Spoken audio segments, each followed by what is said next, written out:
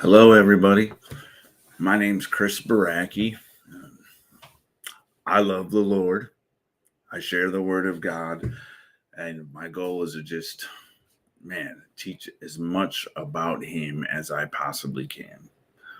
Share the Word, tell everybody about how good God is, what He's done for me. Um, I get asked a lot, which Bible translation should I read? And so I wanted to talk today about Bible translations. There are two main philosophies translation, uh, behind the translations that we have. There are two goals or two thought processes. And so let's talk about them.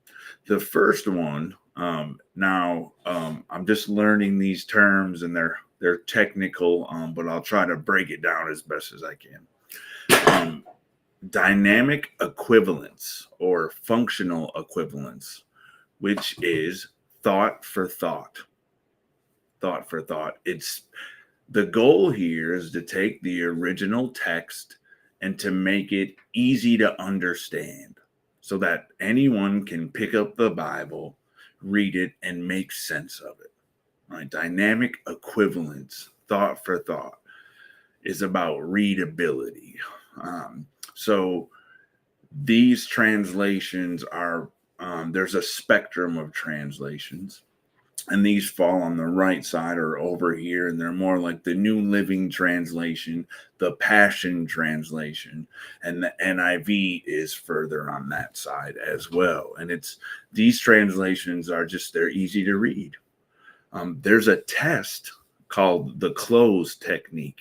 Close with a Z, not clothes like you wear, which is kind of weird. Close technique. The close technique. But anyway, so how this tests a translation to see if it's effective is it takes the scriptures, the passages, and it will leave every fourth or fifth word blank, and then it will go back and test the people who read that translation. So they'll give someone, a New Living Translation, have them read it, and then they'll give them like a little quiz afterwards, a fill in the blank quiz. And if people are able to fill in the blanks, then the translation has done its job, right? And that's a thought for thought. We can also think of it as like paraphrasing, you know. The next philosophy of translation is formal equivalence or formal correspondence. And this is a word for word translation. This is your King James. This is your ESV, your NASB. Um, and the idea here is to get as close to the original language as you possibly can. So with the thought for thought, it's to just get the message right, get the idea behind it right. But these translations, the word for word, their goal is to have it be as exact as possible. That's the goal. Accuracy. Does it say what the original text says? And so here, I want to talk about a deviation test. And you'll see it here in this screen. And this is how we test a word for word translation. You see, you write down, you have the original text, if it's Hebrew or Greek, and it's written there, right? And then you give a number to each word in the original text as it's written. So you number the words, right? And you keep it as it's written, right? Then you translate those words into English without changing them around. You see, I've been studying Hebrew lately. It's a nightmare, okay? So I've been learning this stuff here, and it's exciting. But so the Hebrew, is out of order. In English, it's always subject, subject verb. Well, in Hebrew, it's not that way. It's the verb comes first. Some verbs are missing entirely from sentences, like, to be or I am. They don't exist in Hebrew. It's just a given from the context. You're supposed to be able to read the context and understand it. So, in order to make sense of Hebrew in English, you have to flip the words around, and like prepositions and stuff like that are just one consonant added onto a word. And so it can be rather confusing. So anyway, so what I'm saying here is you translate after you've given the original Hebrew or Greek, you number them, then you translate them into English, right? And then from there, the English words, then you rearrange them to make sense in English. Okay?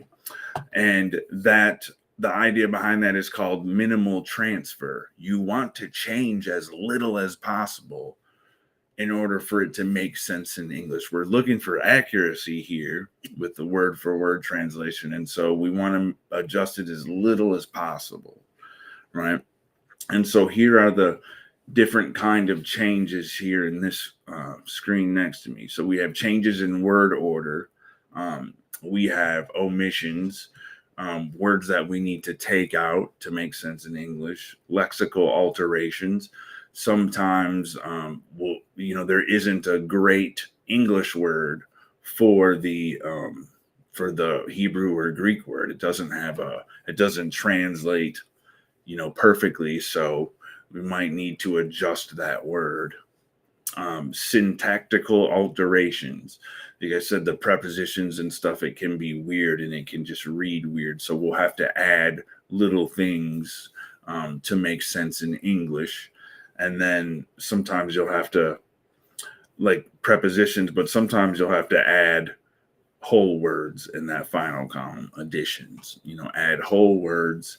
The syntax is also just adjusting the word to make sense. And so anyway, so we have these 5 changes, and you note the number of changes in a given text in a paragraph, some verses, and then you can add up the number of changes, you assign them a number, and then you have a grand total there, right? Now that grand total, that number will tell you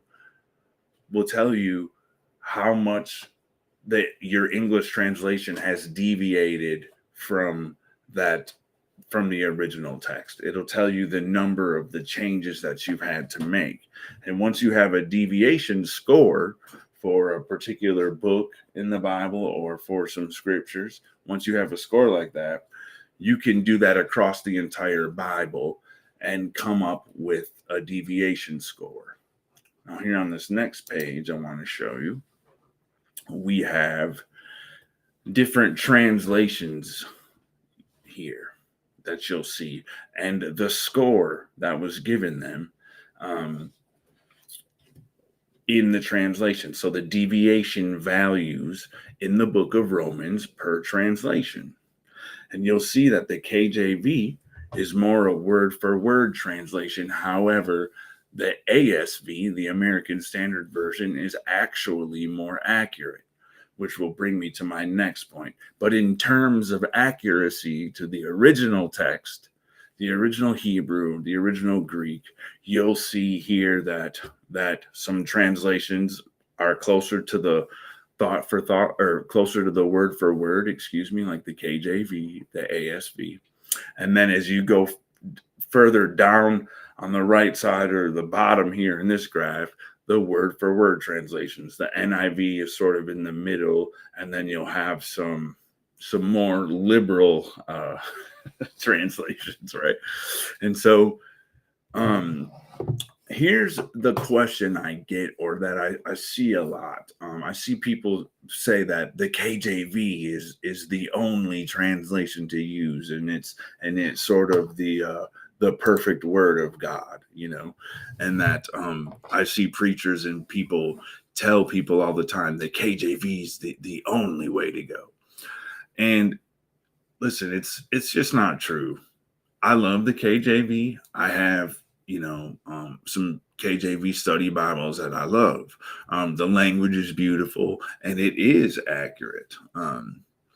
But there are other translations, there were many translations before the KJV, Wycliffe's Bible 1380, the Tyndale Bible 1526, Coverdale Bible 1535, the Great Bible 1539, the Geneva Bible, Taverner's Bible, Bishop's Bible. I mean, there are many, many translations before the KJV.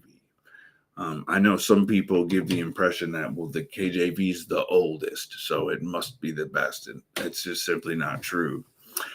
Now, both of these translation philosophies have different goals. And so when we tell people that the KJV is the only translation for them, try giving a brand new believer a KJV, right? No quicker way to run someone from the faith than to hand them the KJV, right? With the these and thous and knowest this and understandest this, so for new believers or non-believers, you may want to give them, an NIV or a New Living Translation. My first Bible was an NIV, and I'm glad. I don't typically read the NIV anymore. We'll hear the nearly inspired version, right? I don't typically read it anymore because right now I'm looking for accuracy. So I want the exact words. So I use a KJV personally, and when I preach or teach, I use New King James Version so that the people listening to me don't have to listen to try to figure out what I'm saying, And so, but my first Bible was an NIV, and I loved it because it was easy to understand. I wanted to know the things that Jesus said, man. I wanted to understand in simple terms and as easy as possible what Jesus was saying. I wanted to read the Gospels, and hear about the accounts of real people and all this stuff. And so the NIV at that time, just as a new Christian, was awesome for me. And then as I studied the Bible and the Word longer, I wanted different translations. And so each one has its own purpose. The danger, and I want to talk about this with a paraphrasing Bible or a thought for thought Bible, is that it takes the text, and then it is this person's interpretation of what the text is saying, because we're no longer talking about a word for word translation. We're talking about what this person thinks it should say, because we're trying to make it as easy to understand as possible. So the danger there is this person gets it wrong or has the wrong idea, and that's not what the original text intended. So that's the danger there with that. And so you have to be careful with, there's some super liberal and I mean liberal with the text, out there translations that get away from the original meaning. And so I'm not a fan of that. However, I do see how the New Living Translations and translations like that are very helpful for new Christians.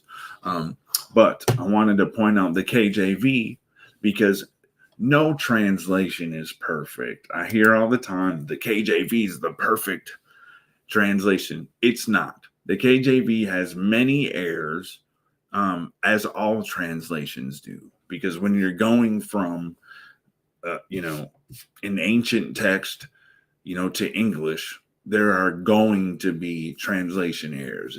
It's almost inevitable, and it is almost impossible. It is impossible to capture the exact meaning of the original text. And so here I want to point out an error in translation in the KJV, because they exist. Deuteronomy 33:17. The KJV, his glory is like the firstling of his bullock, and his horns are like the horns of unicorns. Right? The horn, a unicorn, one is an imaginary creature. It doesn't exist, but yet it does here in the KJV. And also, even if a unicorn were to exist magically, it wouldn't have two, it has one horn, right? And so here in the KJV, it talks about it's, comparing his glory to a unicorn, the horns of a unicorn. And so, anyway, this is clearly not the best choice of words in the KJV, right? So the NIV later on, it reads like this: in majesty, he is like a firstborn bull. His horns are the horns of a wild ox. An ox at least has two horns and is actually a real creature. So here, the NIV is plainly an improvement on the translation of the KJV. Now, I'm not trying to bash the KJV because I think it's awesome. What I do have a problem with, though, is people that, I only read the KJV. Oh, okay. Then, if that works for you, that's good. But I'm here to tell you that, there are many good translations of the Bible, and you can pick one that works for you. When you do so, however, just be mindful of the stuff that we talked about today. So I love you all. And I'm always around. I love to pray for people. So you can post in the comments, send me a direct message. I'm on every social media there is. I don't know. Rumble, YouTube, Twitter, TikTok, Facebook. Buried Pearls, or again, my name is Chris Baracki. I put out the daily Bible study as a podcast, Buried Pearls Bible Study, and it's on Spotify, it's on Apple, Amazon Music, YouTube, iHeartRadio, all of that stuff. And so the daily Bible study is out there. Okay, so I love y'all. Take care and God bless.